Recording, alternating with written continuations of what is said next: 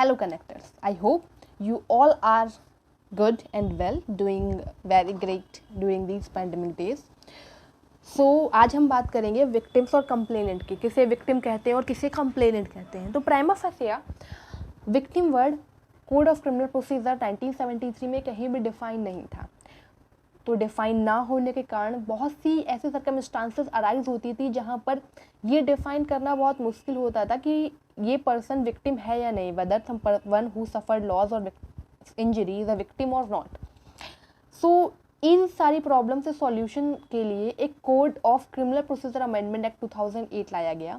Code of criminal procedure amendment act 2008 ने एक new clause WA in section 2 of the code of criminal procedure में insert किया। Means एक नया clause of its O is there due to some grammatical mistakes. O is missing here,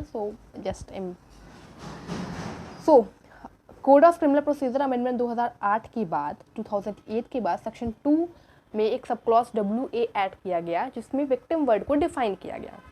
so because victim word का definition बहुत ज़रूरी थी जाननी हमारे लिए कि जो इंजर्ड हो रहा है पर्सन, जिसने लॉस और इंजरी सफ़र की है, वो विक्टिम है भी या नहीं, ये जानना बहुत ज़्यादा ज़रूरी है। जैसे कि कोई भी केस कहीं भी इनिशिएट करने से पहले उस कोर्ट का जुरिसडिक्शन है या नहीं उस एरिया में, ये जानना मैंडेटरी होता है। सिमिलरली वो पर्सन विक्टिम है या नहीं who is filing the case, this is very important to know the same.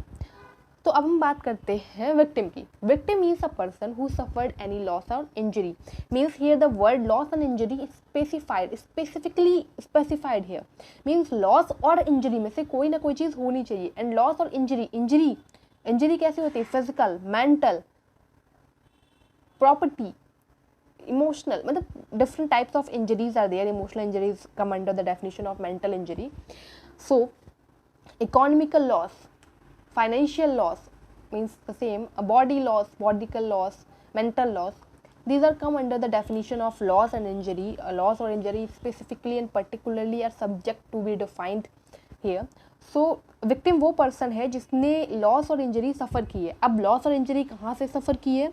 So such injury or loss to be caused by act or omission of accused means such accused person to be charged under the law means जो injury और loss victim ने सफ़र किया है, person ने सफ़र किया है, वो किसी स्पेसिफिक पर्सन यानी अक्यूज्ड ने स्पेसिफाइड पर्सन के द्वारा, बिकॉज वी कांट क्रिमिनलाइज और we can't elite any offence और put any allegation on any animal.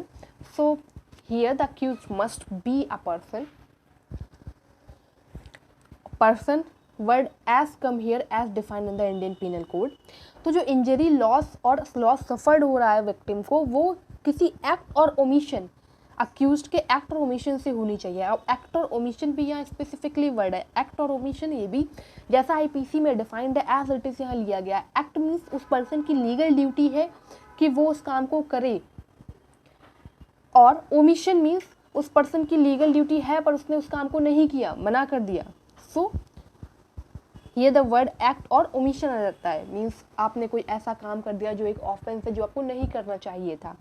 The such accused person to be charged under the law means वो चीज़ law के अंदर पनिशेबल होनी चाहिए। मीन्स जरूरी नहीं है कि सारे मोरल लॉस और सारी मोरल ऑब्लिगेशंस लीगल ऑब्लिगेशंस नहीं होती।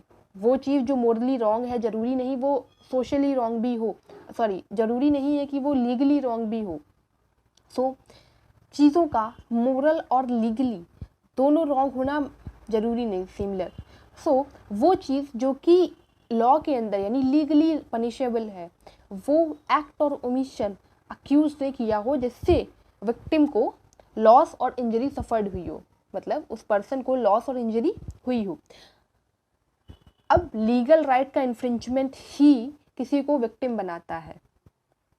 इसका हम एग्जाम्पल ले लेते हैं। जैसे कि अगर कोई डूब रहा है, someone don't know how to swim but you know how to swim, you were there, means कि लीगल राइट का इन्फ्रिंचमेंट होना मैंडेटरी है यहाँ पर। अगर आपको स्विमिंग आती है बट आपके ऊपर लीगल ड्यूटी नहीं है कि आप उसको प्रोटेक्ट करो और उसको डूबने से बचा लो, सो अगर आप नहीं बचाते हो उसको तो it is not the legal इन्फ्रिंचमेंट.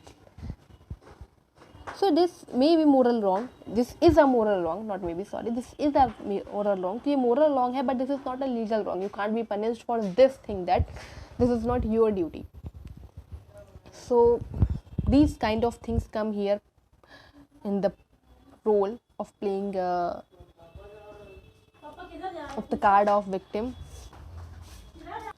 Victim also includes his or her legal heir और गार्जियन. मीन्स विक्टिम में विक्टिम के लीगल गार्जियन और लीगल एयर, गार्जियंस और लीगल एयर दोनों ही आते हैं विक्टिम की डेफिनेशन में.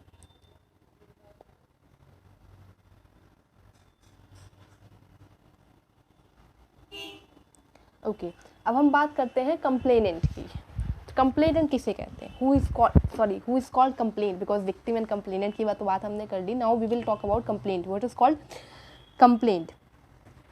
सो बात करते हैं. तो complaint means any allegation made orally और इन राइटिंग. मीन्स कोई भी एलिगेशन जो ओरली और राइटिंग किसी भी फॉर्म में मजिस्ट्रेट को दिया गया हो, to a magistrate, with a view of his taking action under this code that some person whether known or unknown has committed an offense. इस इंटेंशन के साथ कि वो मजिस्ट्रेट टेक एक्शन लेगा उस कंप्लेंट पर, whether known or unknown has committed an offense. कोई person, वो नोन हो या अननोन, उसने कोई ऑफेंस किया है. So this is known as the complainant. So allegations of offense means allegations made orally or in writing. Allegation यहाँ पर क्या है? तो allegation means a document which does not contain any allegation whatsoever of his having committed an offense cannot be termed to be a complaint. A complaint is an allegation made to a magistrate to take action under this code. Means allegation of offense होना जरूरी है. Offense क्या? जो कि under IPC defined or other penal laws or other laws enforceable anywhere in India are known as allegations.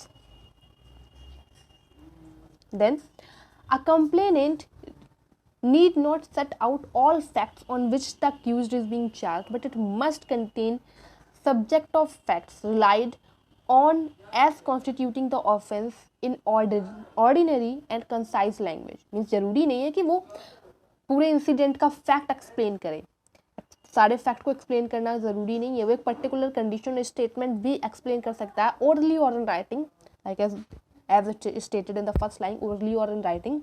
कोई भी थोड़े से ही फैक्ट इंस्टीट्यूट कर सकता है और मजिस्ट्रेट के सामने दे सकता है. That will be sufficient. Then A complaint may be in oral or in writing written allegations.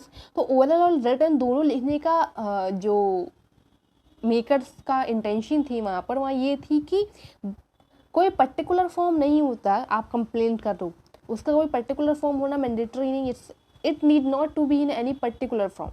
ठीक है, आप किसी भी फॉर्म में कंप्लेंट कर सकते हो, बिकॉज जो कंप्लेंट कर रहा हो ज़रूरी नहीं कि वो बहुत एजुकेटेड पर्सन हो. He knows the every concept or formations and written of form draft of writing language, legal language. So इसलिए यहाँ पर कोई भी पर्टिकुलर फॉर्म मैंडेटरी नहीं किया गया है. किसी भी फॉर्म में आप कंप्लेंट कर सकते हैं मजिस्ट्रेट को. And there must be commission of an offence by some person. हाँ, कंप्लेंट के लिए कमीशन ऑफ ऑफेंस होना ज़रूरी है. अगर कमीशन ऑफ ऑफेंस नहीं होगा तो there from FSI there will be no complaint.